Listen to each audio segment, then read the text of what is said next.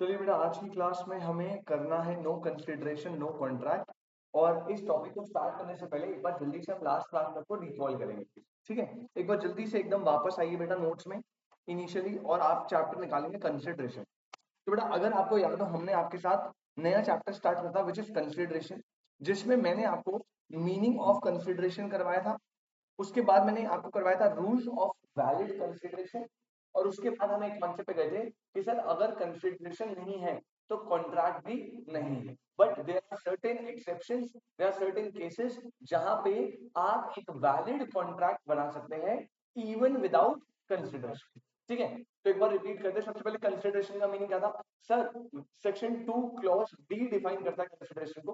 बोलता है when at the desire of, when at the design of the promisor, the promisee or any other person has, sorry, does or abstain from doing, has done or abstained from doing, promised to do or abstain from doing something, such act or promise are known as consideration.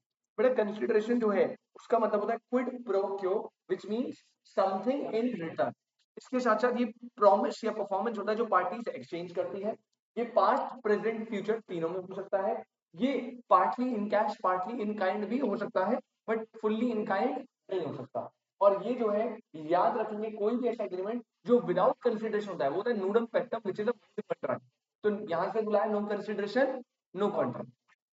फिर valid consideration के rule बताएं। पहला, भैया Dzire किसकी होनी चाहिए? Promiser. Dzire किसकी होनी चाहिए? कोई एक्ट कर रहे हो वॉलंटरी या कोई सर्विस दिए बिना मांगे, उससे हम कंसिडरेशन नहीं मांगेंगे। और प्रॉमिसरी और थर्ड पार्टी की बिहाफ पे भी कंसिडरेशन नहीं होगा। हमेशा डिजायर किसकी होगी? प्रॉमिसर। हाँ, मूव किससे कर सकती है? प्रॉमिसी और एनी अदर पर्सन। केस तो याद रखना, चिन्या वर्सेस रमन। उसके बाद प्रेजेंट पास्ट फ्यूचर सब हो सकता है। Consideration need not to be adequate, मतलब अगर कंसिडरेशन सफिशिएंट नहीं है तो भी चलेगा। जरूरी नहीं मैं आपको 10 लाख का अगर प्रॉपर्टी बेच रहा हूं तो हमेशा मुझे 10 ही मिले, हो सकता है मुझे 11 मिल जाए, हो सकता है मुझे 9 मिल जाए। तो consideration need not to be adequate. Next बेटा, कंसिडरेशन में कह रहा है performance of which one is legally bound to perform. अगर आप कोई काम करना आपकी लीगल ड्यूटी है तो हम उसे कंसिडरेशन नहीं मानेंगे। लेकिन अगर आप अपनी लीगल ड्यूटी से ज्यादा बढ़कर काम करते हो तो फिर हम उसे कंसिडरेशन ट्रीट करेंगे। उसके बाद कंसिडरेशन जो है वो रियल होनी चाहिए, नॉट इल्यूजनरी। और कंसिडरेशन नॉन लॉफुल होनी चाहिए, इमोरल नहीं होनी चाहिए, और oppose to public policy.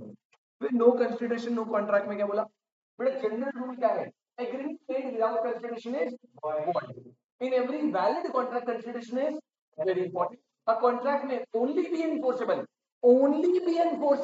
when consideration is, अरे भैया मतलब संदीप मेरे भाई, अगर कॉन्ट्रैक्ट में कंसिडरेशन नहीं है तो वो कॉन्ट्रैक्ट कभी वैलिड नहीं बन सकता। This is the general rule, this is the general rule. अब हाउएवर कुछ फॉलोइंग केसेस में एग्रीमेंट दो विदाउट कंसिडरेशन, एग्रीमेंट बिना कंसिडरेशन के बन रहा है, but still we treat it as a valid enforceable contract. ठीक है, अब वो कौन से केसेस थे? तो बेटा मैंने आपको बताया था यहाँ पे एक आधी टर्म कुछ ऐसी होगी थोड़ा टेक्निकल है जो आगे पढ़नी है, फिर एजेंसी बताता आगे पढ़ना है। क्लियर है ना? एक और अभी और डाटा बेलमेंट, वो भी आगे पढ़ना है, तो स्पेशल कॉन्ट्रैक्ट में हम बहुत डेप्थ में पढ़ेंगे। तो अभी के जो पॉइंट बस मैं थोड़े से समझा के छोड़ रहा हूँ तो बस आप समझ गए।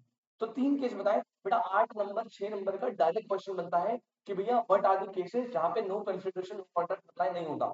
जैसे बोलेगा what are the exception of no consideration no contract. जैसे बोलेगा कि वो केसेस बताओ जहां पे कॉन्ट्रैक्ट वैलिड बनता है इवन विदाउट कंसिडरेशन। तो घुमा फिर आगे कुछ भी दे सकते। ठीक है, या इंडिविजुअल किसी पॉइंट इस वाले पॉइंट में इंडिविजुअली केस स्टडी दे सकता है कि भैया नेचुरल मैन्युफैक्चर है ऐसे ऐसे करके। ठीक है, तो याद रखना है। सबसे पहला दैट इज एजेंसी। बेटा सेक्शन 185 अप्लाई होता है एजेंसी पे, अभी हम पढ़ेंगे special contract.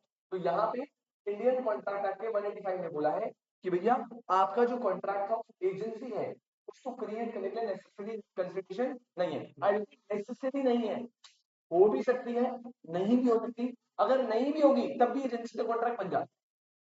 Second, in case of completed gift के केस में भी आपका जो कंसिडरेशन है वो रिक्वायरमेंट नहीं है, वैलिड कॉन्ट्रैक्ट बन जाए। थर्ड बेटा ये this is very very very important भाई, ये मैंने आपको बताया था natural love and affection.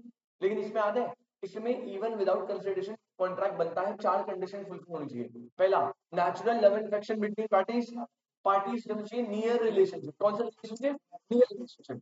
Third, it must be in writing, and it must be registered. तो अगर रिटर्न है, रजिस्टर्ड है, पार्टी जो है उसमें नेचुरल लव एंड अफेक्शन है और नियर रिलेशनशिप आ रहा है, बेटा चारों कंडीशन फुलफिल हो गई है तो कॉन्ट्रैक्ट वैलिड बनेगा इवन विदाउट कंसिडरेशन। ये मैंने यहाँ लिखा है, वो सुना है और आपको एग्जांपल भी दे दिया।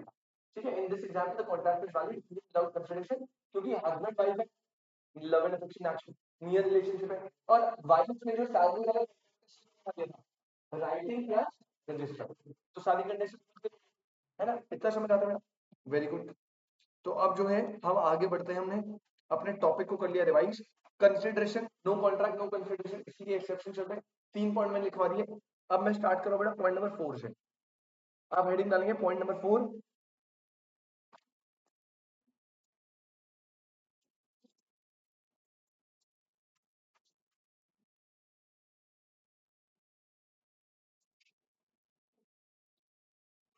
ये आपको थोड़ा ऑलरेडी पता है वैसे, पर मैंने लिखवाया था, थोड़ा आपको पता है, थोड़ा हम बता रहे हैं। पॉइंट नंबर 4 लिखना बेटा, कंपनसेशन फॉर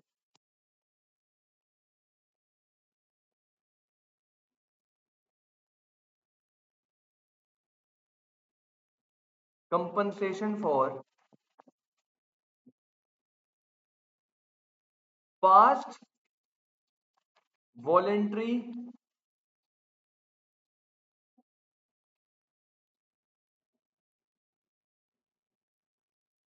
compensation for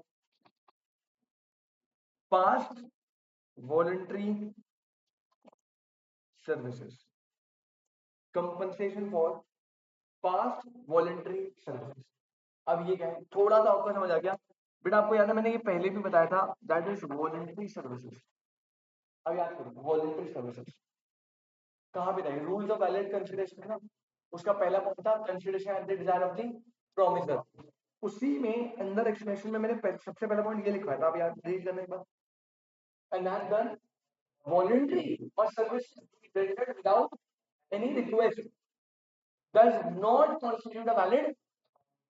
बस ये सुनो भाई, बेटा कह रहा है compensation for past voluntary services. अब यहाँ पे आपको एक चीज समझनी है, जो जनरल रूल था अब ये से ब्रेक करेगा, नो कंसिडरेशन नो कॉन्ट्रैक्ट के जनरल रूल को ब्रेक करेगा। मैं समझाऊं कैसे, समझो बेटा। मान लीजिए यहाँ पे एक है मिस्टर ए, एक है मिस्टर बी, ठीक है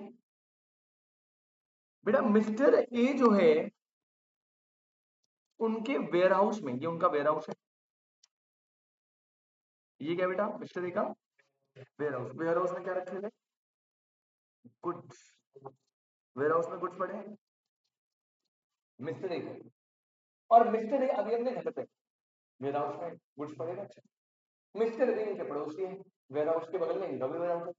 तो आज अचानक से क्या होता है बेटा, इनके वेयर हाउस में लग जाती है आग। क्या लग जाती है आग, किसके, मिस्टर ए के। मिस्टर ए के वेयर हाउस में आग लग गई भाई। अब जब मिस्टर ए के वेयर हाउस में आग लगी तो गुड्स जलने को हो रहे थे, मतलब जलने वाले थे। तो मिस्टर बी बड़ा अच्छा इंसान है बेटा। मिस्टर बी जो है भाग के जाता है और बिना मिस्टर ए के बोले, मिस्टर ए तो घर पे सो रहे हैं ना, उन्हें तो पता ही नहीं है, बिना मिस्टर ए के बोले बेटा इन गुड्स को क्या करता है, सेव करता है फ्रॉम फायर। पहले तो ये समझ आया, गुड को कहता है सेव करता है फ्रॉम फायर। क्या ए ने बोला था, नहीं, वॉलेंट्री करा ना, अपनी इच्छा से करा, service render without any request, ये करा ना। तो ए अपने घर में मस्त हो रहा है, ए के ब्राउज में गुड्स में आग लग गई, और आग बी जो है उसने देखा आग और फटाफट गया फायर एक्सटिंग्विशर के पूरी आग बुझा दी, और गुड जो है उसने वहां से निकाल के सेफ अपने वेयर हाउस में रख लिया, संभाल लिया। ठीक है, अब जब ए ए अगली सुबह आया तो उसने कहा आग लगी हुई फैक्ट्री में, मैं तो गुड्स है नहीं यहाँ पे, तो बड़ा परेशान है। तो बी आया और बी ने समझाया था कि आपके उसमें शॉर्ट सर्किट से आग लग गई थी, मैं आया, मैंने आग वाग बुझाई, आपके गुड्स संभाल के निकाले कि दोबारा न लग जाए, अपने वेयर हाउस में रख। तो मिस्टर ने बहुत खुश हुआ। अब पहले इतना ये जो बी ने एक्ट करा है गुड्स को सेव करा फ्रॉम फायर, क्या ये बी इस सर्विस के बदले कंसिडरेशन मांग सकता है इसे? अभी इसने जो गुड्स को सेव करा है फ्रॉम फायर, इसने बोला भाई मैंने तुम्हारे गुड्स को बचाया, लाओ 1 लाख रुपए लाओ, क्या इसको हम कंसिडरेशन ट्रीट करेंगे कि बी ने कुछ काम करा है? नहीं। ये ट्रीट क्यों? क्योंकि वॉलंटरी सर्विस है। क्या है? वॉलंटरी सर्विस है। और मैंने पहले कहा कोई भी सर्विस वॉलंटरी हो और सर्विस रेंडर विदाउट रिक्वेस्ट हो तो उसे कंसिडरेशन ट्रीट नहीं करना। मतलब बी यहाँ पे अपनी इच्छा से काम करा है, ए ने कुछ भी नहीं बोला था, तो यहाँ पे कोई कंसिडरेशन नहीं है। क्या इस परफॉर्मेंस के लिए बी ए से पैसे मांग सकता है? आंसर इज नो, नहीं मांग सकता। फिर आपको बोले थे नो कंसिडरेशन नो कॉन्ट्रैक्ट का वैलिड ऑप्शन बेटा, ये हो गया, ये हो गया। अब इसके 3 दिन बाद, 4 दिन बाद, 5 दिन बाद ए को पता नहीं क्या होता है, ए को याद आता है कि यार बी ने तो मेरा इतना सारा सामान जो है इतना लॉस से बचाया है। ए वो सोचते सोचते पता नहीं किस धुन में था, और आज आज मतलब 5 दिन के बाद ए जो है वो बी के पास जाता है। ये कब की बात बता रहा हूं मैं? आफ्टर 5 days ए बी के पास जाता है बेटा। ए हमारा बी के पास गया,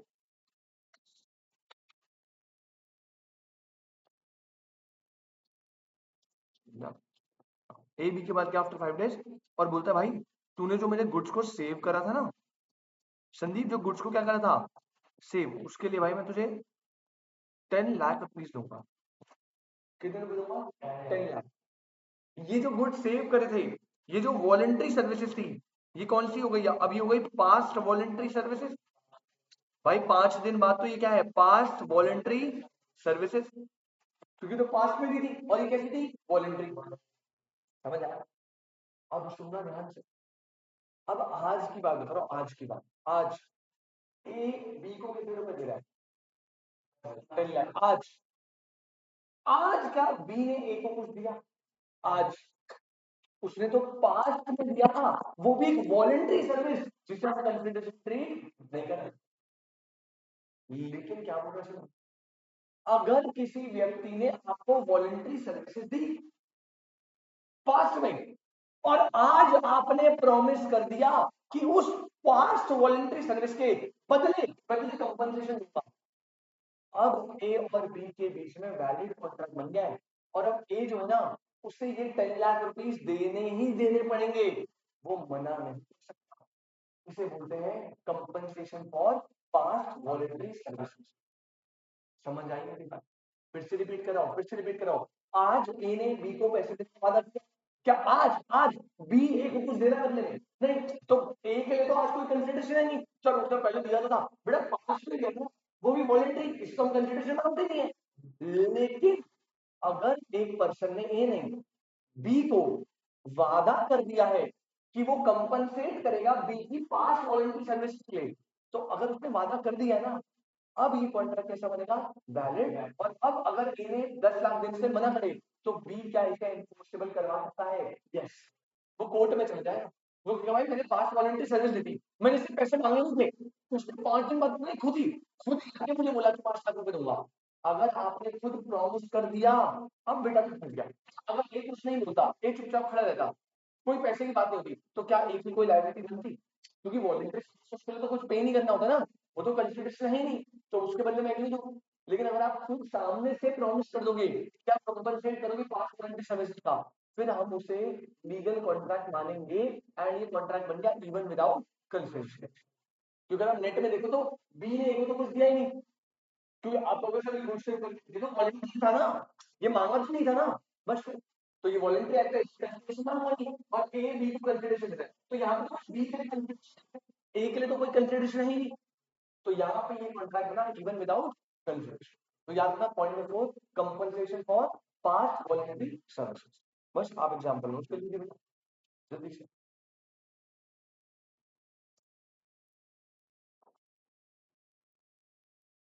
इफ ए लिख देता हूं यहाँ पे, promise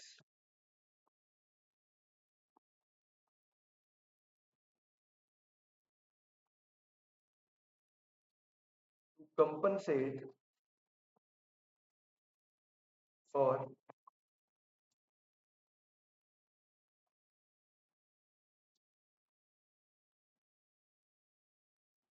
past voluntary services. If a promise to compensate for past voluntary services, then such contract is valid and enforceable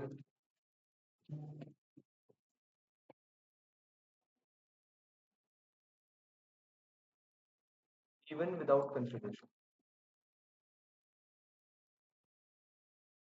Compensation for past voluntary services. But I hope this is absolutely clear, right? ठीक है, 4 point हो गए, agency, completed with natural अमेरिकेशन इसमें condition थी, और compensation for past voluntary services. Example note कर लो जल्दी से.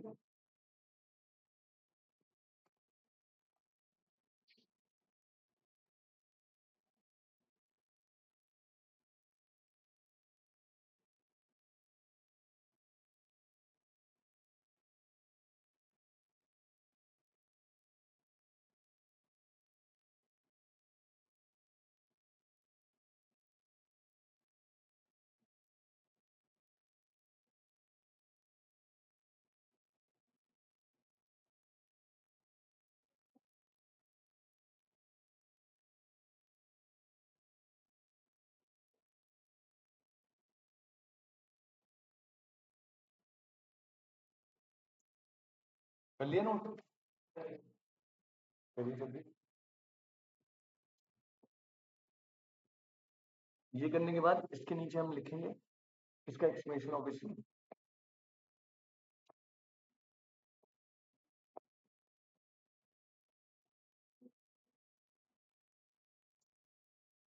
A promise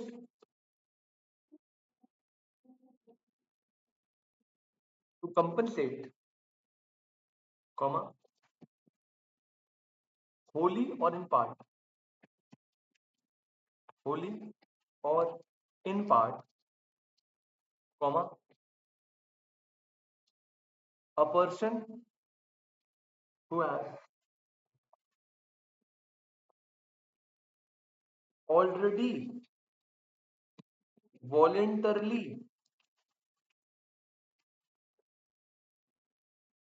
done something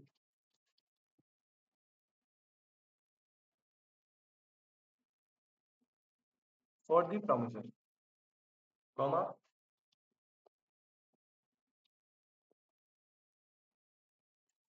is enforceable by promise to compensate wholly or in part a person who has already voluntarily done something for the promiser is enforceable by. ठीक है, इसके अंदर second point में एक point और डालना, essential factors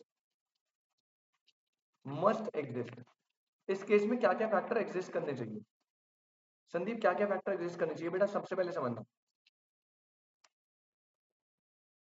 past voluntary service का contract तभी एनफोर्सेबल होगा जब ये सारे फैक्टर्स मिलेंगे. ठीक है, सबसे पहला, सर्विसेज कैसी होनी चाहिए बेटा,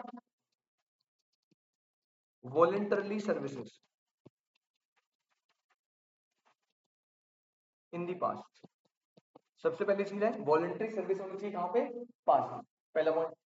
दूसरा, ये सर्विस किसको मिलनी चाहिए, ये सर्विस डायरेक्टली मिलनी चाहिए किसको, टू दी प्रोमिसर. भाई ए को मिलनी चाहिए ना, मतलब ए से कनेक्टेड होनी चाहिए सर्विस. अब मैं कोई और सर्विस के पास ज्यादा बताने ऐसा नहीं, ए के गुड्स थे, ए को सर्विस दी, तो वॉलंटरी सर्विस होनी चाहिए पास में, टू दी प्रोमिसर होनी चाहिए. Third point, promisor exist, promisor exist at the time of service. जब मैं सर्विस दे रहा हूं तो प्रोमिसर क्या होना चाहिए बेटा, एग्जिस्ट किया, उसकी नॉलेज में होना चाहिए, मुझे पता होना चाहिए कि मैंने सर्विस दी है. और इस सब के बाद बेटा कॉन्ट्रैक्ट तभी बनेगा. अभी जब इसने सर्विस दी थी संदीप, इसने सर्विस दे दी, ए को दे दी, एक पता भी चल गया, अभी तक कॉन्ट्रैक्ट नहीं बना.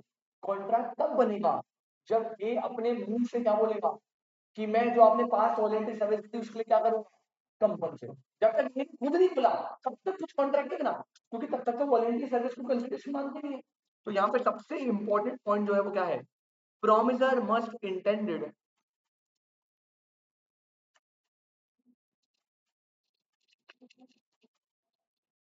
promiser must intended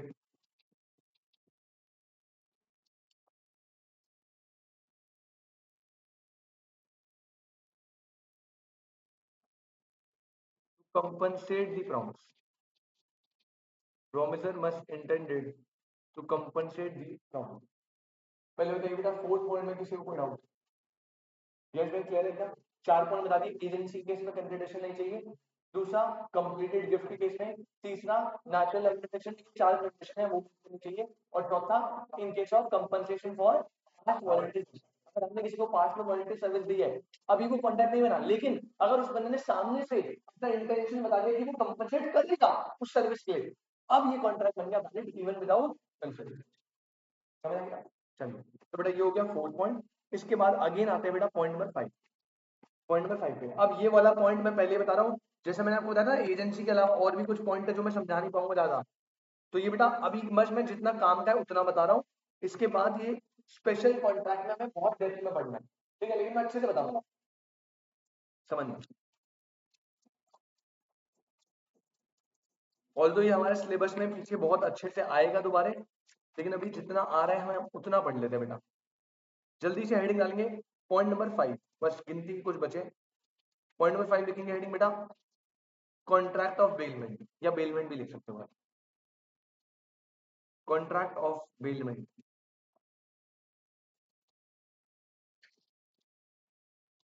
contract of bailment, ठीक है। अब पहले मैं इसको लिखवा रहा हूं आराम से, फिर मैं से समझा। पहले आप लिखना पॉइंट नंबर 1, पहले आप लिखना point number 1, no consideration is required, no consideration is required to affect the contract of bailment. Again जैसा एजेंसी था ना बेटा, यस जैसे एजेंसी था, एजेंसी में क्या कंसिडरेशन नेसेसरी थी? नहीं। वैसे बेलमेंट का जो कॉन्ट्रैक्ट होता है उसमें भी कंसिडरेशन नेसेसरी नहीं है, मतलब नो कंसिडरेशन अफेक्ट नहीं करेगी। कंसिडरेशन हो भी सकती है नहीं होती। सर बेलमेंट होता क्या है तो बताओ, अभी बताओ। पॉइंट नंबर 2, बेटा अरे एजेंसी का क्या सेक्शन था? 185। ऐसे बेलमेंट का भी हम बाद में पढ़ेंगे स्पेशल में, पर अभी आप लिख लो section 148 of the Indian Contract Act 1872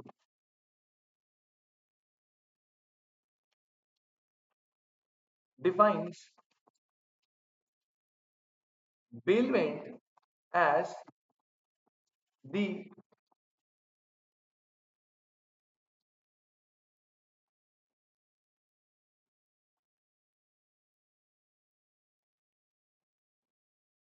delivery of goods from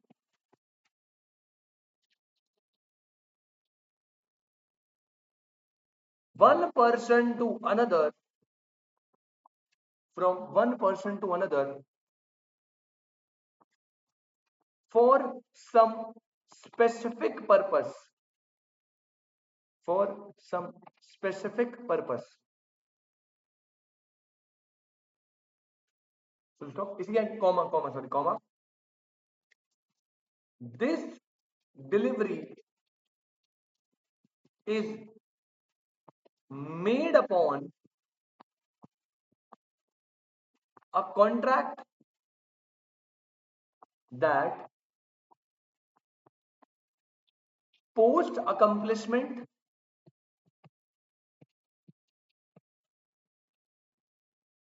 that post accomplishment of the purpose, comma, the goods will either be returned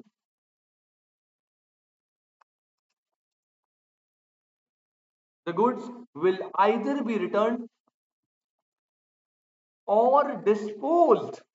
बहुत इंपॉर्टेंट टॉपिक है बेटा, बहुत इंपॉर्टेंट, पेपर में क्वेश्चन गारंटी से, गारंटी क्वेश्चन है bailment पे, case study आएगी या फुल फ्लेज क्वेश्चन आएगा, आएगा जरूर, यहाँ से तो आएगा, लेकिन अब आगे आता है ना पूरा कॉन्ट्रैक्ट ऑफ बेलमेंट एजेंसी सब है, तो वो चैप्टर पढ़ना है इसके ऊपर हमें पूरा, तो हम देखेंगे अच्छे से, ठीक है। The goods will be either return और disposed as per the direction of the person delivering them। ये तो बड़ा टेक्निकल सा हो गया, क्या बोल रहे हो, ठीक है। अब ध्यान से सुनना बेटा, ध्यान से। पहली बात तो बेलमेंट की केस में कंसिडरेशन की बात नहीं है। दूसरी बात कह रहे हैं बेलमेंट करता है delivery of goods from one person to another for some specific purpose, और ये डिलीवरी इस कॉन्ट्रैक्ट में होती है कि post accomplishment of the purpose, मतलब जब पर्पस अकम्प्लिश हो जाए उसके बाद the goods will be either returned or disposed as per the direction of the person delivering। Sir क्या बोलना चाहता है बेटा, ध्यान से पेन रखो और आराम से एग्जाम्पल को सुनो, एक एग्जाम्पल में क्लियर, एक एग्जाम्पल, ये बेलमेंट हमने बहुत बार करा था, बट आपको ये नहीं पता ये क्या बोल रहे हैं, सुन बेटा, मान लीजिए, मान लीजिए बेटा, ये जो है, ये जो है, ये है, मान लो ये मैं हूं, ये आपके रोज, ठीक है बेटा। अब संदीप बेटा, मेरे पास एक बाइक है, मेरे पास क्या है, एक बाइक, मस्त एकदम सुंदर सी बाइक, बढ़िया एकदम। अब आज बेटा संदीप को भाभी जी के साथ डेट पे जाना है, संदीप को हमारी भाभी जी के साथ डेट पे जाना, ये हमारे संदीप भाई। अब संदीप भाई ने बोला सर आज मेरी टिंडर में डेट फिक्स हुई है, और सर मतलब बहुत अच्छी लड़की है सर, इंप्रेशन जमाने के लिए आपकी क्या चाहिए, बाइक चला, ऐसे ऑटो में कहाँ लेके जाऊँ, तो बाइक में ले जाऊँ, बढ़िया एकदम टशन में एकदम फुल, ठीक है। तो मैंने कहा भाई ले जाओ, कैसी बात करा, तो भाई कितना छोटा, मैं इसको बाइक की चाबी दूंगा, घूम बेटा मजे कर, टंकी उनकी भी फुल करवा दूंगा। अब सुनना, यश भाई मैंने संदीप को बेटा यहाँ पे बाइक दे दी, मैंने संदीप को क्या दे दी बेटा, बाइक दे दी। क्या मैंने संदीप को बाइक बेच दी, क्या मैंने ओनरशिप ट्रांसफर दी, पैसे दे गए मुझे बाद में ना, मैंने क्या करा, इस बाइक का ओनर कौन है, ओनर मैं हूं, ओनर मैं हूं, ओनर मैं ही रहूंगा, ओनरशिप मेरे पास है। मैंने संदीप को सिर्फ बाइक की डिलीवरी करी है, क्या करी है सर, डिलीवरी मतलब होता है बेटा ट्रांसफर ऑफ पोजेशन, डिलीवरी मतलब होता है ट्रांसफर ऑफ पोजेशन, पोजेशन मतलब जो पर्सन जो होल्ड करता है। अब जैसे की मेरे पास है, तो मैं ओनर था, मैं ही पोजेसर, लेकिन जैसे ही मैंने संदीप को बोला संदीप एक काम कर आज ले जा, शाम को बाइक वापस कर दियो, तो मैंने बाइक की चाबी दे दी, बाइक लेके निकल गया। अब मैं ओनर था, मैं ही ओनर हूं, लेकिन संदीप अब क्या बन गया इसका पोजेसर, क्योंकि उसने पोजेशन किसके पास है, बाइक की चाबी, और बाइक इसके हाथ में ना, तो ये पोजेशन होल्ड कर रहा है, ये पोजेशन बाद में शाम को आके मुझे जब भाभी जी डेट पे घुमा देगा, उसके बाद संदीप ये पोजेशन तुझे मुझे वापस करना है। लेकिन अभी मैंने क्या करा, अभी मैंने रोज करने जो बाइक है उसकी ओनरशिप तो उसके पास है, लेकिन मैंने डिलीवरी कर दी, मतलब ट्रांसफर कर दिया क्या पोजेशन। अब समझना, ये जो पोजेशन संदीप मैंने तुझे ट्रांसफर करा है, ये बाइक जो मैंने तुझे डिलीवर करी है बेटा, ये एम ही कर दी है, इसके पीछे स्पेसिफिक पर्पस था, स्पेसिफिक क्या पर्पस था, हुआ ना यार, ये जो डिलीवरी हुई है, ये delivery for some specific purpose हुई है, फॉर सम स्पेसिफिक पर्पस हुई है, और वो पर्पस तुम्हें पता है बेटा, वो पर्पस क्या था बेटा, वो था भाभी जी के साथ डेट, वो पर्पस क्या था, भाभी जी के साथ डेट, यही तो स्पेसिफिक पर्पस था ना। अब ये स्पेसिफिक पर्पस था, तो देखो पहला मैंने डिलीवरी ऑफ गुड्स करी, याद रखना समझिए, डिलीवरी का मतलब क्या है, transfer of possession only, transfer of, क्या डिलीवरी में कभी ओनरशिप ट्रांसफर होती है, नेवर, ठीक है। तो मैंने डिलीवरी करी, डिलीवरी मतलब ट्रांसफर ऑफ पोजेशन ओनली, जिस डिलीवरी का क्या था, एक स्पेसिफिक पर्पस, वो कुछ भी हो सकता है। हमारे केस में क्या था, तेरे को भाभी जी ने डेट मिला, और यहाँ पे जो मैंने डिलीवरी करी है ये इस कंडीशन पे करी है कि जैसे ही ये स्पेसिफिक पर्पस, जैसे ही ये स्पेसिफिक पर्पस, समझिए ध्यान से, तू अकम्प्लिश कर लेगा, मतलब भाभी जी को तूने घुमा दिया, चाट पापड़ी गोलगप्पे सब खिला दिए, जैसे ही आप ये स्पेसिफिक पर्पस को अकम्प्लिश करते हैं, तो after accomplishment of specific purpose, बेटा मेरी एक कंडीशन थी कि बेटा जैसे ही भाभी जी को घुमा देना, चुपचाप से शाम के 6 बजे, हमने पहले डिसाइड कर लिया था, चुपचाप से शाम के 6 बजे तू क्या करेगी?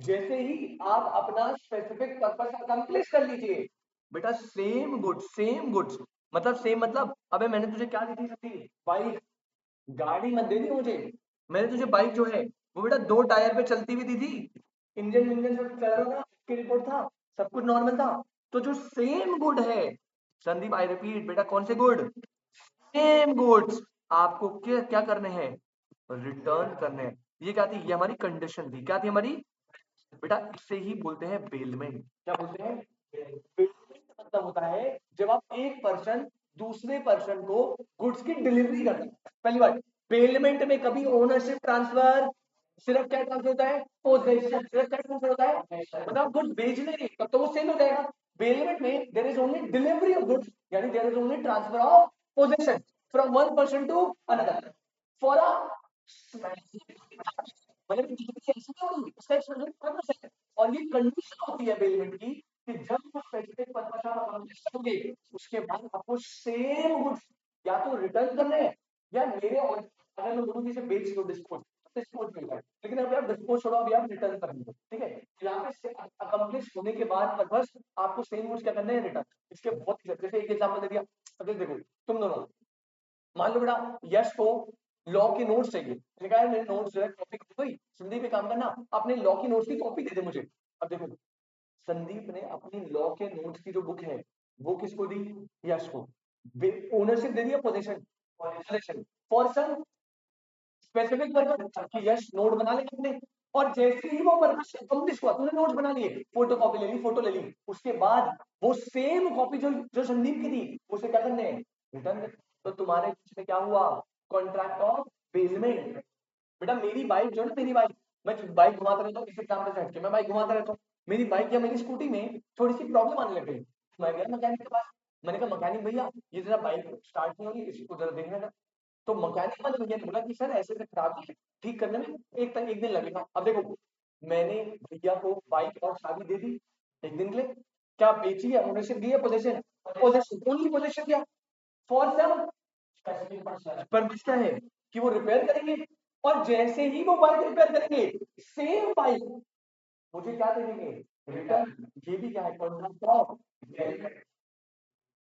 आपका फोन खराब होता है, आप ओप्पो के सर्विस सेंटर गए, एप्पल के सर्विस सेंटर गए, और आपने अपना एप्पल वालों को फोन दिखाया, उन्होंने बोला जी मदरबोर्ड में आग लग गई, ये हो गया वो हो गया, आपके फोन को 2 दिन लगेंगे, आपने वो फोन वहां पे छोड़ दिया, आपने क्या ओनरशिप दे दी, क्या दिया था, पोजीशन फॉर सम पर्पस, क्या है, फोन को रिपेयर कर लीजिए, और जैसे ही वो पर्पस अकम्प्लिश होगा, सेम गुड वही फोन रिपेयर वाला आपको क्या करेंगे, ये क्या कॉन्ट्रैक्ट ऑफ, समझ आया कॉन्ट्रैक्ट। अब देखो डेफिनेशन, अब आपको अच्छे से समझ आएगी, एक बार रीड करते हैं क्या बोल रहा है। सर पहली बात तो याद रखना बेटा, पेमेंट का सेक्शन क्या, सेक्शन 140, आगे हम पढ़ेंगे अच्छे से, chapter last chapter defines bailment as बेटा, वर्ड ध्यान रखना, यहाँ पे बहुत शब्दों का बड़ा खेल है। पहला वर्ड है डिलीवरी ऑफ गुड्स, पहले बता रहा हूं संदीप, डिलीवरी ऑफ गुड्स में बेटा ढंग से समझ लेना, ओनली ट्रांसफर ऑफ पोजेशन, बेटा डिलीवरी मतलब होता है only transfer of, ownership transfer, bailment में कभी ओनरशिप ट्रांसफर होगी नहीं, अगर हो गई तो बेलमेंट नहीं, फिर वो सेल बन जाता है, क्या बन जाता है, सेल। ठीक है, तो बेलमेंट क्या है, delivery of goods from one person to another. अच्छा, जो पर्सन गुड्स को डिलीवर कर रहा है, कौन कर रहा है? मैं कर रहा हूं बेटा। इसे बोलते हैं बेलर। क्या बोलते हैं? बेलर वो होता है जो एक्चुअल ओनर होता है और जो गुड्स को डिलीवर करता है। जो गुड्स का पोजीशन जिसमें जा रहा है, जिसकी डिलीवरी हो रही है, उसे बोलते हैं बेली। क्या बोलते हैं? बेली। तो प्रोमिसर प्रोमिसरी की तरह है, बेलर बेली, है ना? तो from one person bailor to another person bailee for some. बेटा पर्पस के बिना तो बिल भी आता ही नहीं है। And this delivery is made upon a contract that, ये डिलीवरी एक कॉन्ट्रैक्ट की कंडीशन पे होती है, that post accomplishment of the purpose, purpose को अकम्प्लिश करने के बाद the goods will either be return, और बेटा कुछ केसेस में आप उसे क्या कर सकते हो? डिस्पोज भी कर सकते हो एज पर द डायरेक्शन। कौन है ये? बेलर।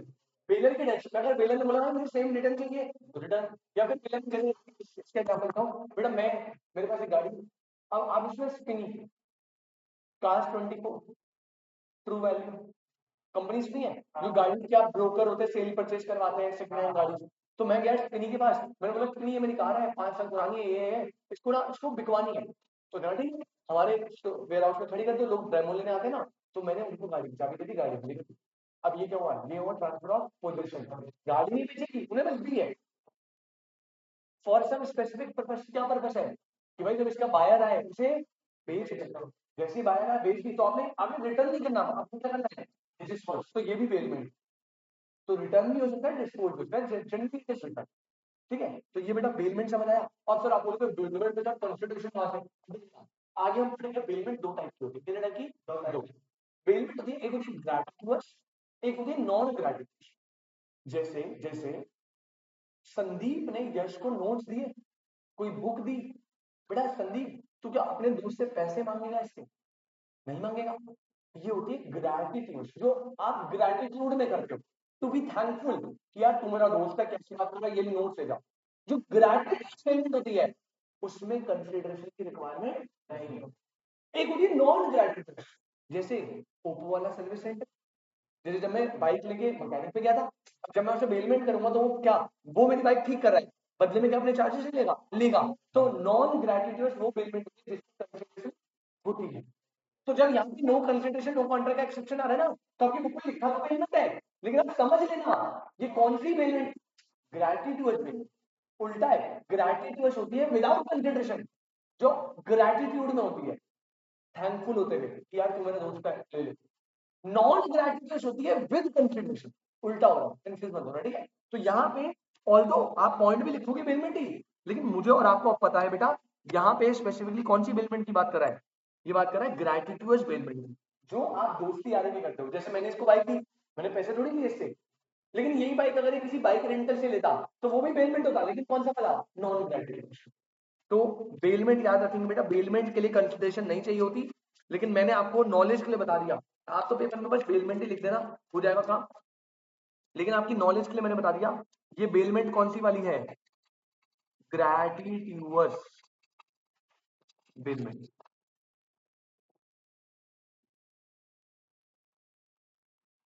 ठीक है, और मैंने एग्जांपल जान के इसका लिया हुआ है ग्रैटिट्यूअस वाली, क्योंकि हमें भी नो क्वालिफिकेशन पढ़ना है ना। बात समझ आती है बेटा? कोई दिक्कत? जल्दी से भाई आप एग्जाम्पल को नोट करिए, आप जल्दी से बेटा एग्जाम्पल को नोट करिए, फिर मैं इसके ऊपर आता हूँ, ठीक है? हेलो, हाँ जी मैम। हाँ 11th वालों की होगी ना, 4 बजे सेम से। हाँ 12th की कहाँ? 6, 6, 6:30।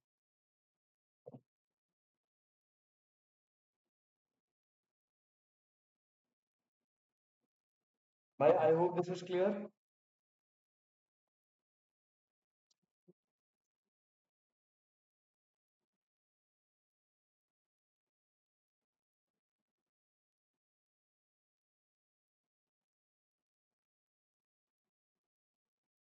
ठीक है, पेमेंट के जो टाइप वाइज ना वो मांगेगा।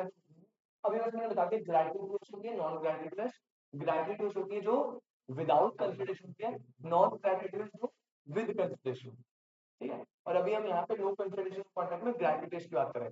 यहाँ पे नो जो ग्रेटिट्यूड वाली होती है जैसे ये हुई है, यहाँ पे विदाउट कंसिडरेशन, क्या मेरे लिए कोई कंसिडरेशन थी? क्या बाइक के बदले मैंने यश से कुछ पैसे मांगे? नहीं ना, ये ग्रेटिट्यूड है, थैंकफुल होते हुए मैंने कहा भाई ये तो कर लेंगे कोई दिक्कत। तो ये ग्रेटिट्यूड मैंने कर लिया, और यहाँ पे कॉन्ट्रैक्ट मैंने वैलिड कर दिया। अगर इसने मेरी बाइक को कुछ भी गड़बड़ करी तो मैं लॉ में इन्फोर्सेबल करवा सकता हूँ, ये रिपेयर करके देगा या पैसे देगा जो भी। तो ये वैलिड कॉन्ट्रैक्ट है even without. I hope this is clear. जल्दी से नोट करो भाई, जल्दी से नोट करो। बस लास्ट 2 पॉइंट और बच गए, इनमें से एक टेक्निकल है, इसको नकली से।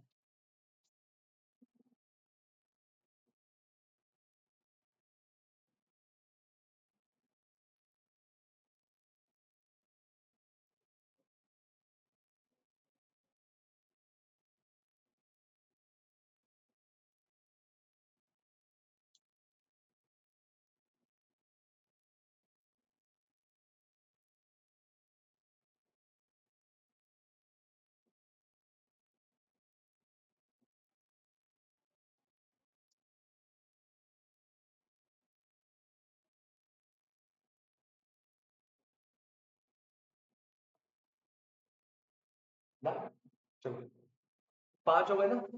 पहला, no consideration is required in case of contract of section 185। Second, in case of completed gift. Third, in case of natural love and affection. इसमें 4 कंडीशन है। नेचुरल अफेक्शन होनी चाहिए between parties, near relationship, written और register. Very good. Fourth था बेटा, no consideration required in case of compensation for past voluntary services.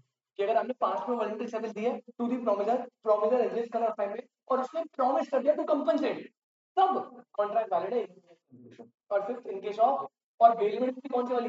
ग्रेट्यूटोस bailment. लेकिन आपको paper में मेंशन नहीं करना इतना, जब तक ज्यादा ना बोले बेलमेंट डालना। पर मैंने बता दिया नॉन ग्रेट्यूटोस होती है ना, नॉन ग्रेट्यूटोस उसमें कंसिडरेशन होगा। ये ग्रेट्यूटोस की बात। बेलमेंट क्या होता है सर? 148 ने बोला डिलीवरी ऑफ गुड्स, यानी बेलमेंट में सिर्फ क्या ट्रांसफर होता है? Possession, ownership transfer. तो delivery of goods from one person to another, from one person to another. जो पर्सन गुड्स डिलीवर करेगा दैट इज डीलर, जिसको गुड्स डिलीवर होंगे डीलर।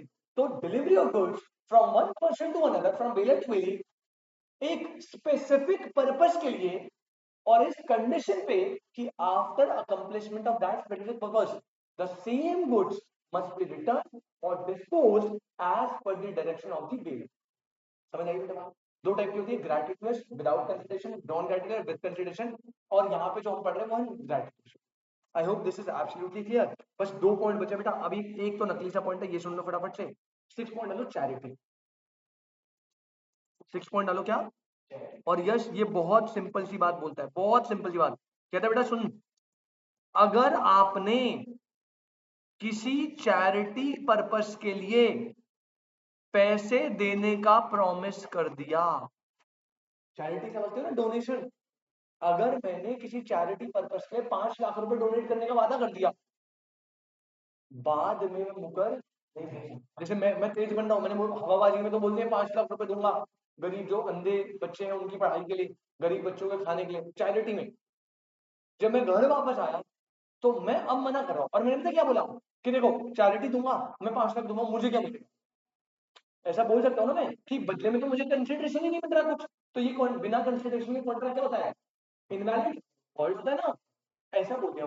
तो लॉ ने क्लियर बोल दिया, सुन लो भाई, नो कंसिडरेशन नो कॉन्ट्रैक्ट का रूल होता है, जनरल रूल होता है। लेकिन चैरिटी के केस में ये रूल अप्लाई नहीं। मतलब अगर आपने एक बार चैरिटी के लिए पैसा देने का प्रॉमिस कर दिया, बदले में आपको कुछ मिले या ना मिले, हमें घंटा भर नहीं पड़ता, कॉन्ट्रैक्ट तो क्या बन गया है? वैलिड, और अब पैसा देना पड़ेगा। तो चैरिटी के केस में अगेन विदाउट कंसिडरेशन भी कॉन्ट्रैक्ट क्या बनेगा? वैलिड। एक बार अगर मैंने पैसा दे दिया, वादा कर दिया, भूल दिया पैसा देने का, तो देना पड़ेगा। समझ आया? सिंपल। इसका केस को भी बता देता हूँ जल्दी से एक बार। पहले आप लिखो चैरिटी के केस में एक्सप्लेनेशन लिखना। If a promisee, if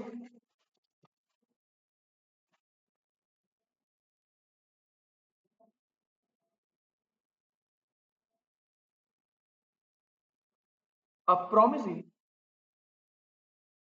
undertakes the liability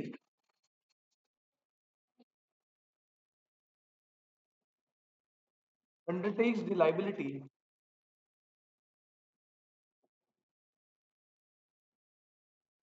on the promise of the person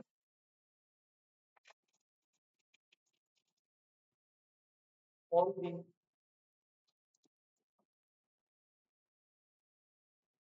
promise of the person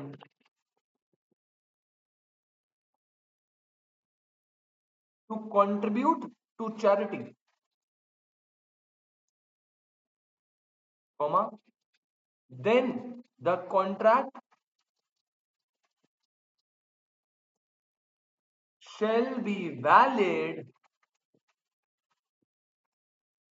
even without consideration. Even without consideration. क्या कोई दिक्कत बेटा? ठीक है ना? If a promisee undertakes the liability on the promise of the person to contribute to charity, मतलब एक promise है, वो खुद से promise कर रहा है कि भाई मैं charity में पे करूंगा, तो उसने एक liability ले ली charity में देने की, तो then the contract shall be valid even without consideration. बेटा इसका बहुत फेमस केस लॉ है, वो केस लॉ एक बार जल्दी से हम रीड कर लेते हैं. देखो स्टोरी बता देता हूँ मैं आपको क्या हुआ था. बेटा केस लॉ लिख लेना जल्दी साथ साथ. केस लॉ था केदारनाथ वर्सेस गौरी मोहम्मद. ठीक है, और ऐसा मैंने आपको बताया केदारनाथ जो पहले आता है वो कौन होता है? प्लेंटिव. क्या होता है वो? प्लेंटिव. प्लेंटिव होता है द पर्सन वो जो केस करता है, और जो पीछे लिखा है गौरी मोहम्मद जो डिपेंड करता है. अब केस लॉ कहता है, मैं बताता हूँ, जल्दी से देखना स्टोरी. हाँ देखो बेटा, एक पर्सन था केदारनाथ. ठीक है, केदारनाथ जो था, केदारनाथ जो था वो था commissioner of municipality.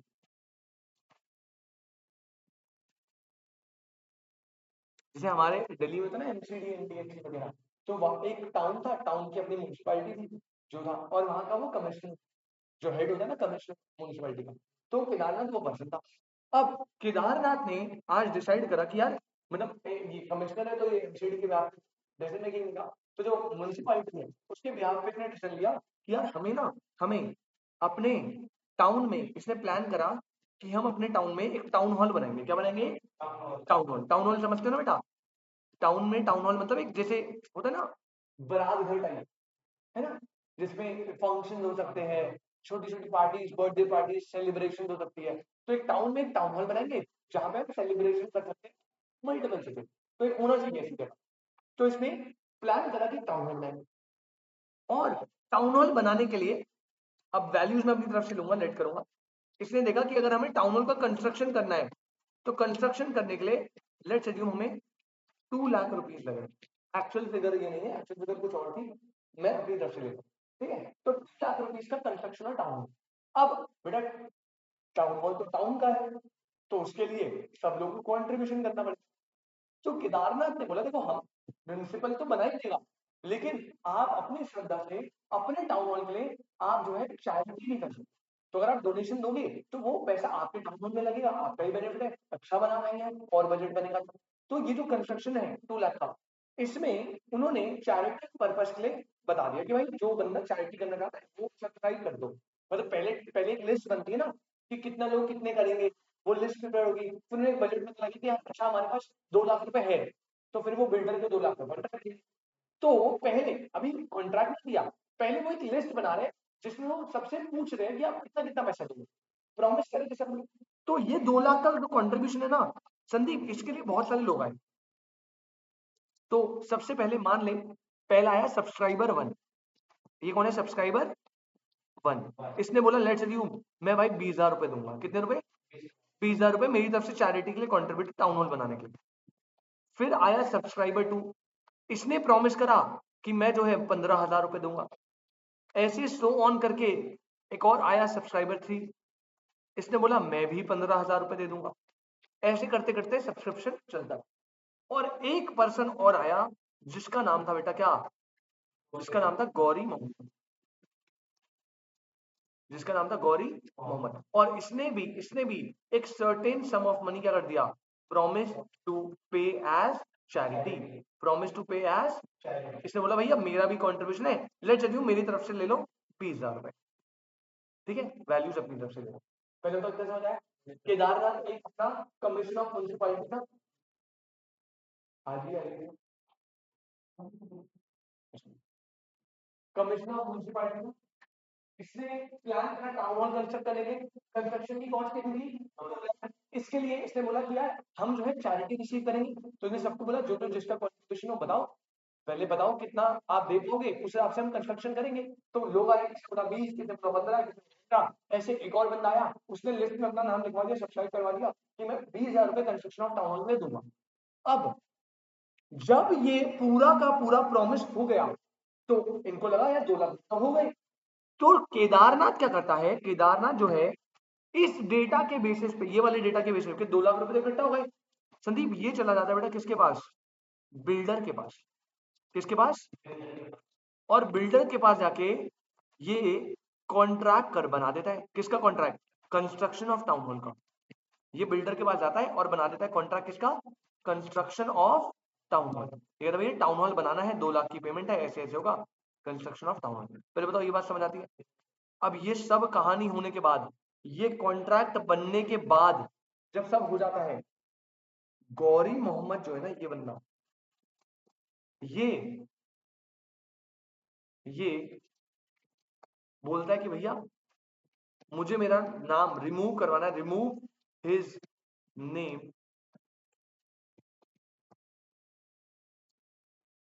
As subscriber.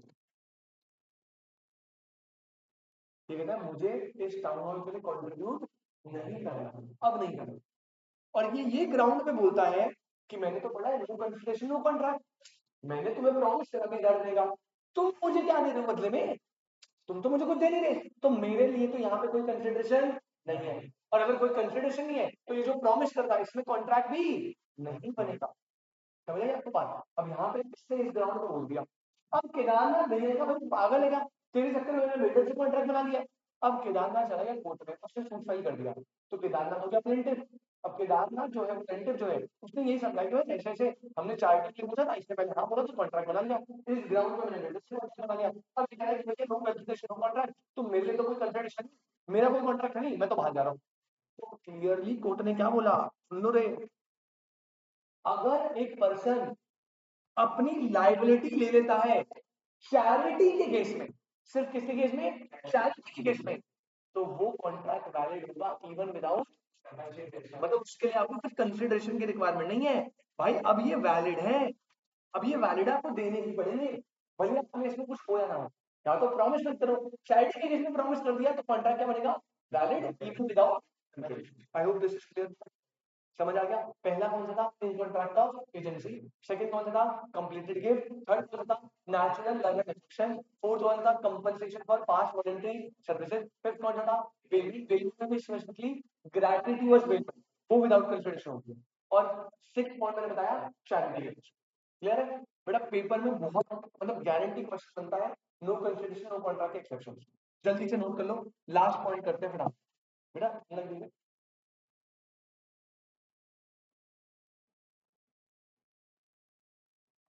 जल्दी से कर लो, लास्ट पॉइंट बचेगा, इसको निपटाते हैं, टॉपिक खत्म, चैप्टर में से लास्ट टॉपिक हो।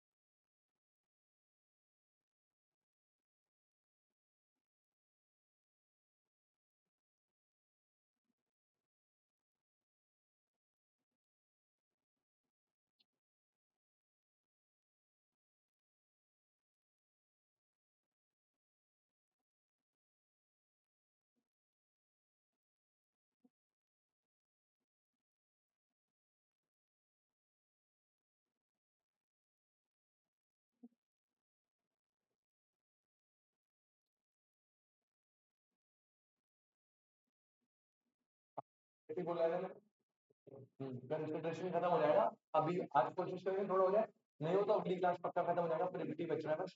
और खत्म होता ही बेटा आपका जो टेस्ट है वो आपको बता देंगे कब होगा, ठीक है।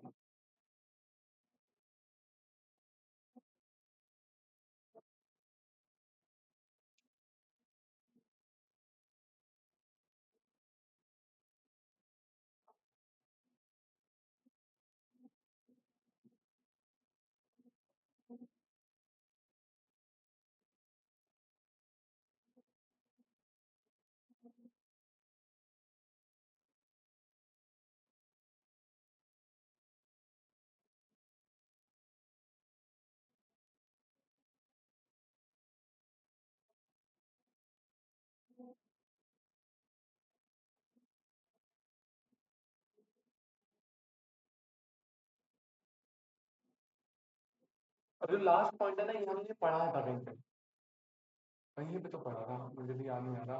कहीं एग्जाम्पल मैंने समझा तो दिया था आपको कुछ ऐसा। हाँ, आ गया इस जगह पर आया था मैंने।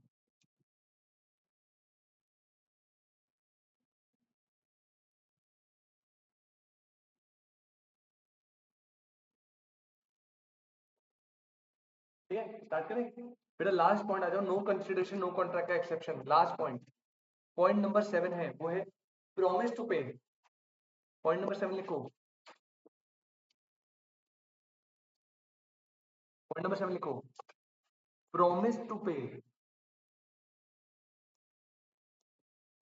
Promise to pay time barred debt.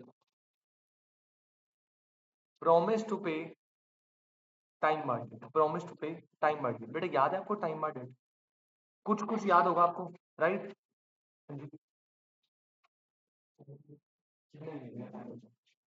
Promise to pay time barred debt. Promise to pay, अब आपको याद होगा टाइम बार्ड डेट, थोड़ा तो याद होना चाहिए। मैंने आपको पता है कहाँ पे बताया था टाइम बार्ड डेट? अगर आप याद करो, एक चीज थी अनएनफोर्सेबल contract.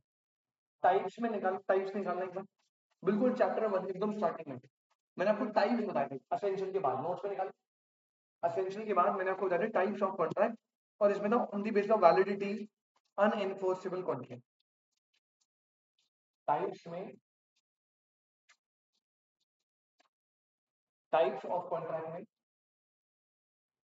On the basis of validity पहले था, उसमें था अनएनफोर्सेबल। 6 टाइप थे ना, valid, voidable, void, void agreement, legal agreement और अनएनफोर्सेबल। अनएनफोर्सेबल क्या होते थे? जो होते थे गुड इन सब्सटेंस। जो क्या होते थे बेटा?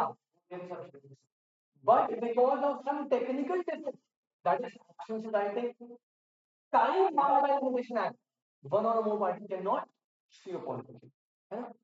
अब टाइम बार्ड वहां मैंने मेंशन करा था, लेकिन अब मैं अच्छे से बताता हूँ क्या होता है। देखो, कह रहा है अगर आपने प्रॉमिस टू पे कर दिया है टाइम बार्ड, प्रॉमिस टू पे कर दिया है टाइम बार्ड, समझो पहली बात तो टाइम बार्ड डेट होता क्या है?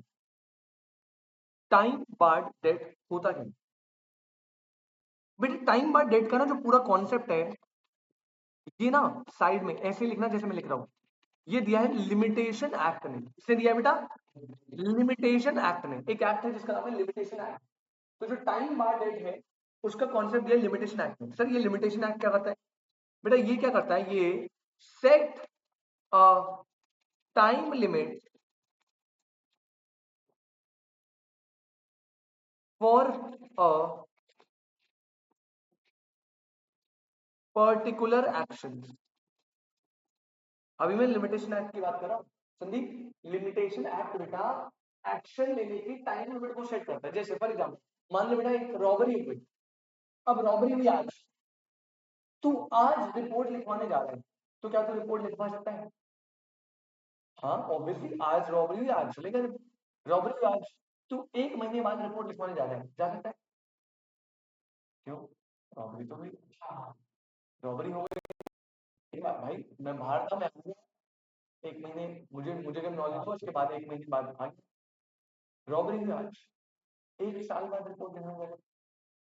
अब थोड़ा कंफ्यूजन हो रहा होगा कि आइडियली रॉबरी जब आपको पता लग गया रॉबरी, तो एक्शन लेने का एक टाइम तो होना चाहिए ना। ऐसा नहीं है पुलिस वालों के पास जाओगे, मुझे 10 साल पहले मेरे घर पे रॉबरी हुई, उसका चोर निकालो आज। भाई उन्हें भी एविडेंस कर रहे बहुत चीज होती है, तो एक टाइम तो होगा। तो ये लिमिटेशन एक्ट यही टाइम देता है, ये लिमिटेशन देता है। रॉबरी के केस में आपको रिपोर्ट लिखवाने का टाइम दिया लिमिटेशन में 6 मंथ। कितना टाइम दिया? मतलब रॉबरी आ गई आपके नॉलेज में आ गई, उसके 6 महीने तक आप रिपोर्ट लिखवा लो, 6 महीने के बाद आप रॉबरी की रिपोर्ट देंगे। तो लिमिटेशन बेसिकली एक्शन लेने की टाइम लिमिट को सेट करता है, एक्शन लेने की टाइम लिमिट को सेट करता है कि किस किस केस में, आप रॉबरी के केस में अलग है, मर्डर के केस में अलग हुआ, किसी केस में अलग हुआ, तो इस सबके टाइम तभी बोला लिमिटेशन एक्ट, लिमिट लगाना। अब लिमिटेशन एक्ट ने टाइम बार डेट भी दिया बच्चों, सुनो। लिमिटेशन एक्ट कहता है कि टाइम बार डेट एक ऐसा डेट है, एक ऐसा डेट है जो जो ड्यू डेट के विद इन 3 इयर्स तक रिकवर नहीं हो पाए और आपने कोई एक्शन भी नहीं लिया। मतलब बेटा मान लीजिए आज 1 जनवरी 2013 है, ठीक है, 1 जनवरी 2013, और मैंने लोन दिया है, loan given to mister X, amount कितनी है? 1 लाख। अब ये जो है, ये 1 साल के लिए लोन था और मैंने बोला था ये पेबल है ऑन 1 जनवरी 2014। मैंने लोन 1 साल के लिए दिया था। अब समझना बेटा, यहां पे मैं कौन से बता रहा हूं लिमिटेशन एक्ट क्या बोला। संदीप, तूने लोन दिया 1 जनवरी 2013 और लोन की रीपेमेंट कब थी? 2014। तो इस पीरियड में, दैट इज 1 जन 2013, मैंने लोन दिया है, ठीक है। ये जो पीरियड है, ये जो पीरियड है, ये क्या है? ये 1 जनवरी 2014। इसमें इसमें ये लोन को रीपे करने की ड्यू डेट है। लोन को रीपे करने की क्या है? मतलब जिस डेट पे मिस्टर एक्स को पैसे वापस दे रहे थे 1 जनवरी 2014, ये क्या है? ये रीपेमेंट की ड्यू डेट है, रीपेमेंट ऑफ लोन, इसकी क्या है? Due date. अब सुनना, लिमिटेशन एक्ट ने क्या बोला। मान लो ड्यू डेट पे आते आते, ड्यू डेट पे आके यहां पे मिस्टर एक्स ने डिफॉल्ट कर दिया। क्या कर दिया? मतलब पेमेंट नहीं दी। अब अगर इसने पेमेंट नहीं दी तो बेटा मेरे पास कोई राइट है ना, मैं जा सकता हूँ इसके अगेंस्ट केस करवाऊंगा कि भाई पैसे दिए थे, कॉन्ट्रैक्ट था 1 लाख रुपए वापस करने थे, इसने वापस नहीं करा, मेरा विद इंटरेस्ट पैसा लौटाओ। नहीं लौटाएंगे तो आपको पता ना इस पे बैंकरप्सी लग जाएगा, इंसॉल्वेंसी लग जाएगा, फिर इसके एसेट्स को बेचेंगे, उससे मेरे को रिकवरी करवाएंगे, ऐसा प्रोसेस होता है। अब हुआ क्या कि इस तारीख तक इसने मुझे पैसे देने हैं, मैंने इससे बोला भाई पैसे दे दे, इसने कहा अभी नहीं है, थोड़े टाइम बाद, थोड़े टाइम। ऐसे करते करते जनवरी 2015 आ गया। मैंने कहा भाई पैसे दे दे, पैसे दे दे, मैंने कोई लीगल एक्शन नहीं लिया संदीप, मैंने कोई लीगल एक्शन 2015 आ गया। मैंने कहा भाई पैसे दे दे दे दे, कह रहा सर देता हूँ देता हूँ देता हूँ, करते करते मेरे अच्छे रिलेशन थे। जनवरी 2016 आ गया, मतलब this is your first year 15 वाला, ड्यू डेट से कैलकुलेट करना, ड्यू डेट से 1 साल हो गया, फिर 2016 में 2 साल हो गए, और लास्ट यहाँ पे जनवरी 2017 में कितने साल हो गए? 3 साल। मतलब ये जो टेन्योर है ना, ये 3 इयर्स हो गया।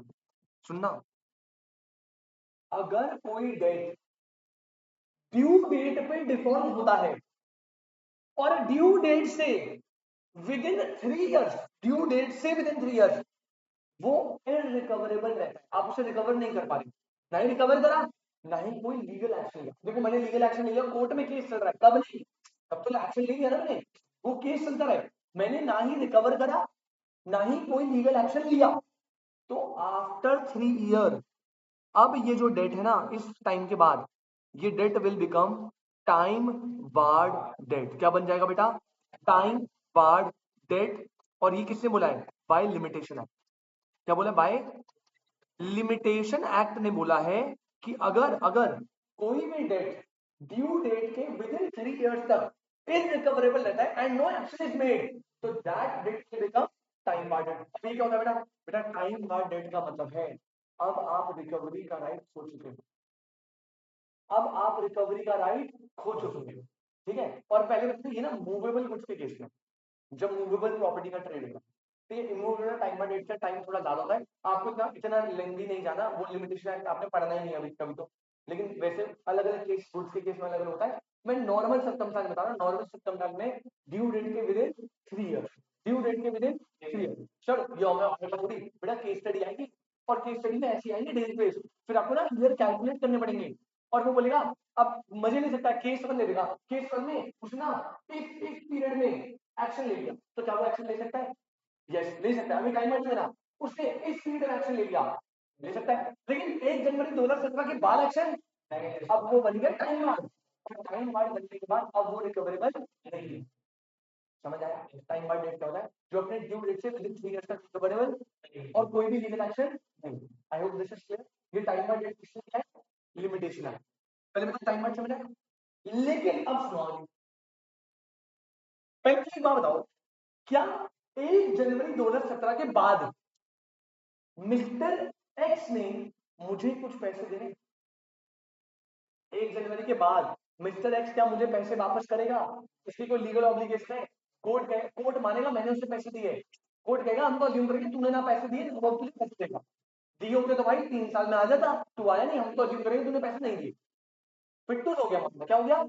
मेरी कोई ऑब्लिगेशन नहीं है, मिस्टर एक्स की कोई ऑब्लिगेशन नहीं। लेकिन अगर मिस्टर एक्स सामने से आकर, टाइम बार्ड बन चुका है, मिस्टर एक्स की कोई ऑब्लिगेशन नहीं है, मेरी कोई मतलब मैंने पैसे दे दिए, मैं भूल चुका हूँ, मिस्टर एक्स को लीगली पैसे नहीं देने। जब एक डेट टाइम बार्ड बन जाता है तो सामने वाली पार्टी को लीगली पैसे नहीं देने, मैं लीगल एक्शन ले नहीं सकता क्योंकि डेट तो टाइम बार्ड बन गया, जब तक ले सकता था तब तक लिया नहीं।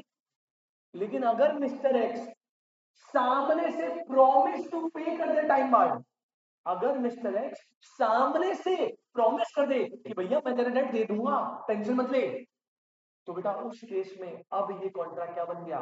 वैलिड। सर मतलब देखो उसके बाद अब 3 साल हो गए, खत्म, टाइमर बन गया। अब देखो यहाँ पे ये है रोहित सर जिन्होंने पैसे दिए थे पहले, और ये है मिस्टर एक्स। अब देखो एक बात बताओ, क्या क्या मैंने इसको अब पैसे दिए हैं ऐसा कोर्ट मानता है? नहीं। टाइम बाउंड बनने के बाद तो कोर्ट मानेगा आपने पैसे दिए नहीं है, ना ही पैसे वापस करेगा, टाइम बाउंड बन गया है। लेकिन अगर ये नहीं मानता कोर्ट, लेकिन अगर ये सामने से आके बोल रहा है कि मैं प्रॉमिस कर रहा हूं कि मैं आपके टाइम बार्ड डेट की पेमेंट करूंगा, इसने सामने से प्रॉमिस करा है, अब देखो क्या मैंने इसे बदले में कुछ दिया? कोर्ट के साथ तो कुछ दिया नहीं, दिया था लेकिन वो बहुत पहले दिया था, तो टाइम बाउंड बन गया। तो अब टेक्निकली कोर्ट तो मानता ही नहीं है मैंने इसे कुछ दिया है, क्योंकि टाइम बाउंड बनने के बाद तो लायबिलिटीज खत्म हो गई ना। तो अब अगर आप भी देखो तो मैंने तो कुछ दिया ही नहीं, आप सुनिए मैंने दिया था, पहले दिया था ना, वो टाइम बाउंड बन गया, तो उसकी लीगल ऑब्लिगेशन नहीं है, तो मैंने इसे कुछ दिया नहीं, लेकिन ये फालतू में मुझे टाइम बाउंड की पेमेंट दिया है, तो इसके लिए तो यहाँ कोई कंसिडरेशन नहीं है, अब नहीं। पहले दी थी मैंने इसे 1 लाख रुपए, लेकिन अब तो नहीं है। तो इसे बोलते हैं कि अगर आपने टाइम बार डेट की प्रॉमिस टू पे कर दिया, तो ये अब कॉन्ट्रैक्ट क्या बनेगा? वैलिड। ऑल्दो इसकी कोई लीगल कंसिडरेशन इसको नहीं मिल रही, रिसीव नहीं हो रही, अब थोड़ी मैंने इसको कुछ बदले में दिया है, लेकिन फिर भी कॉन्ट्रैक्ट कैसा बनेगा? वैलिड। अगर आप promise to pay time bar date कर देते हो तो it is a valid contract. समझ आई क्या? पक्की बात, क्लियर है 100%? हाँ, इससे केस स्टडी आता है, ध्यान रखिएगा। आई होप, वैसे मैंने बहुत आराम आराम से समझाया, कोई दिक्कत नहीं, एग्जाम्पल अच्छे से बना, ठीक है। लिख दो फटाफट एग्जाम्पल, फिर मैं लिखवा दूँ। अगर आप टाइम पर नेट को प्रॉमिस कर दी तो पे करने का, तो फिर वो वैलिड बन जाएगा विदाउट कंसिडरेशन। अच्छा उसने अगर एक्स ने वापस प्रॉमिस कर दिया कि मैं 1 लाख रुपए आपके दूंगा, अब फिर बाद में कर रहा कि आपको तो टाइम वार्ड बन गया था, आप थोड़ी दूंगा, अब कर सकता है? अब नहीं कर सकता, मतलब टाइमर था, हाँ टाइमर बन गया, अब उसे नहीं लेना, लेकिन उसे प्रॉमिस कर दिया दूंगा, प्रॉमिस करने के बाद दोबारा मना कर दिया, अब नहीं मना कर सकता। एक बार टाइम बाउंड बन गया या तो मत दे, लेकिन अगर तूने प्रॉमिस कर दिया तब तुझे देना पड़ेगा।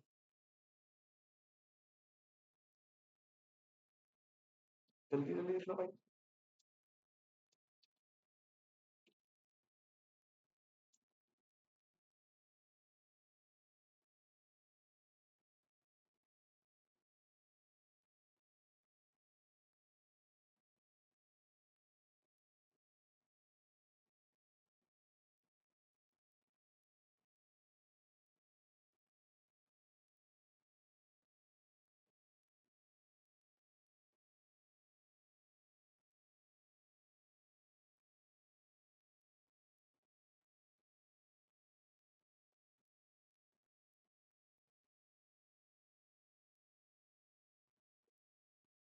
टाइम बार्ड बन गया था, उसके बाद यहाँ पे याद रखना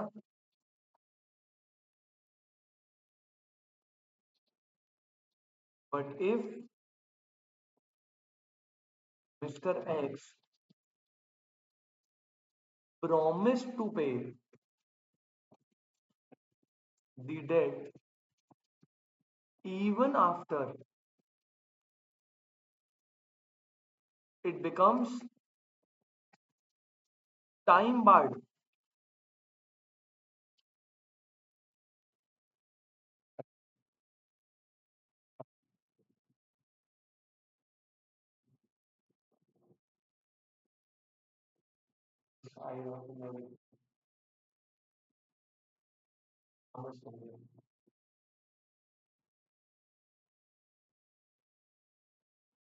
But if Mr. X promised to pay the debt even after it becomes time barred, अब बेटा क्या होगा, अब ये विदाउट कंसिडरेशन भी क्या होगा, वैलिड कॉन्ट्रैक्ट। क्या बनेगा बेटा ये, valid contract even without consideration. लेकिन यार इसमें ना एक कंडीशन है, याद रखना,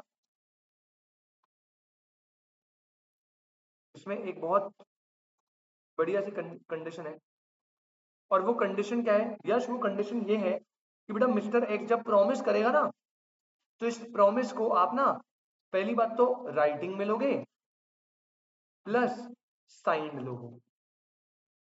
बेटा क्या होना चाहिए, राइटिंग में होना चाहिए और साइन होना चाहिए, तब ये टाइम बार्ड का प्रॉमिस बनेगा without consideration.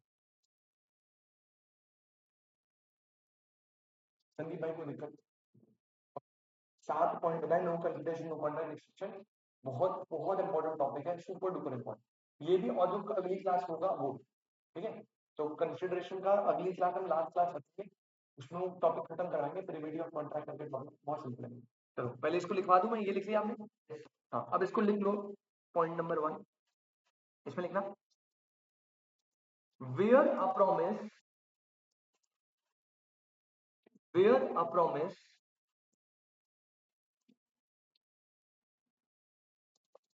in writing, in writing signed by the person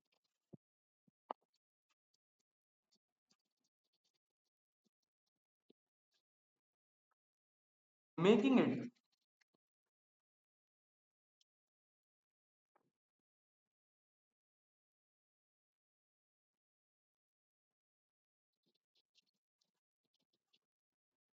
or by his authorized agent, by his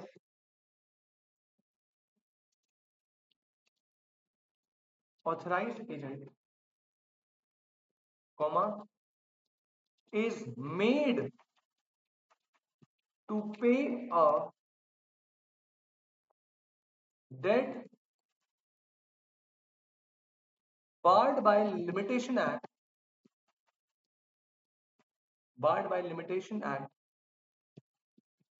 it is valid without consideration।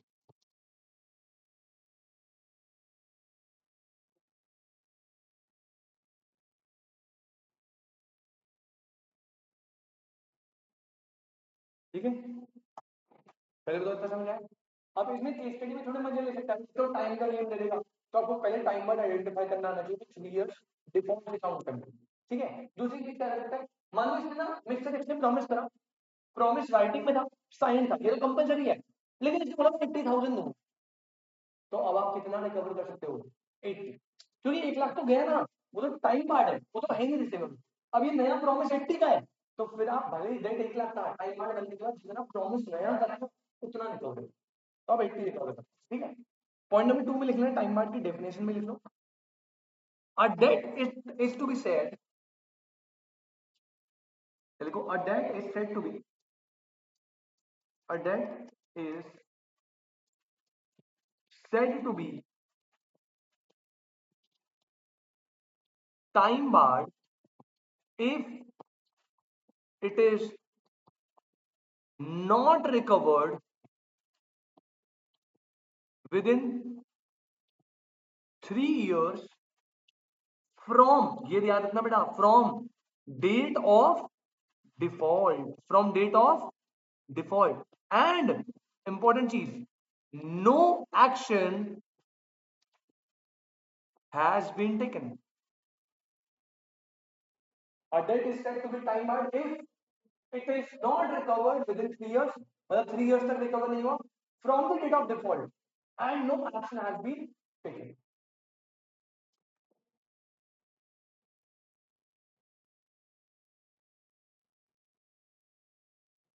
यहां तक कोई डाउट? क्लियर है एकदम?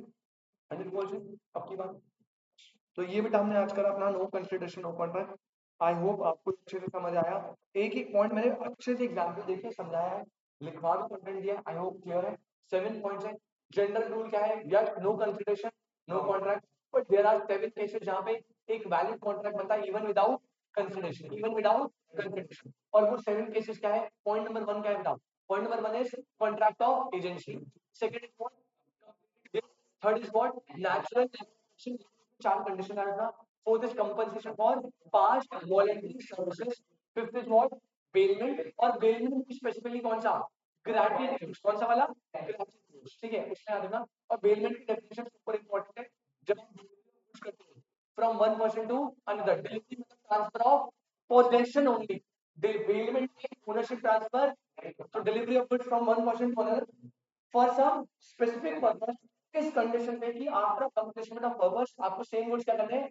रिटर्न और dispose as per the requirement of the bailor, ठीक है, ये हो गया बेलर। उसके बाद नेक्स्ट मैंने बताया केदारनाथ वर्सेस गौरी मोहम्मद केस का सुपर इंपॉर्टेंट। और लास्ट मेरा कमेंट थे टाइम बार, टाइम बार डेट जो 3 साल तक रिकवर नहीं हुआ था और कोई भी एक्शन नहीं होता फ्रॉम डेट ऑफ डिफॉल्ट, ठीक है। लेकिन हाँ, अगर सामने वाले पर्सन ने राइटिंग और साइन करके प्रॉमिस दे दिया कि वो एक certain some of money time पर पे करेगा, तो वो कॉन्ट्रैक्ट वैलिड होगा इवन विदाउट कंसिडरेशन। लेकिन यहाँ पे राइटिंग साइन चाहिए और जितना प्रॉमिस है उतना ही रिकवर होता है, डेट पूरा रिकवर होगा। ये बात समझ? बस आज के लिए इतना ही। अब अगली क्लास हमारी कंसिडरेशन की लास्ट क्लास होगी। कंसिडरेशन खत्म होते ही आपकी नेक्स्ट चैप्टर हम स्टार्ट करेंगे। Next chapter free consent. क्या आपको फ्री कंसेंट पढ़ा है? 5 केसेस, फ्रॉड, मिसलीडिंग, वो पांचों केसेस पढ़ने। फ्री कंसेंट को टॉपिक पढ़ेंगे मस्त एकदम इजी का।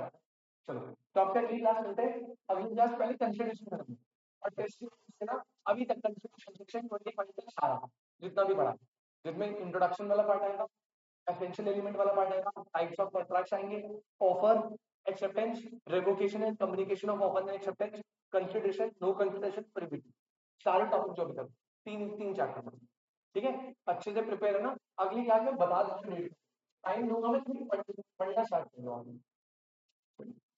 कोई दिक्कत परेशानी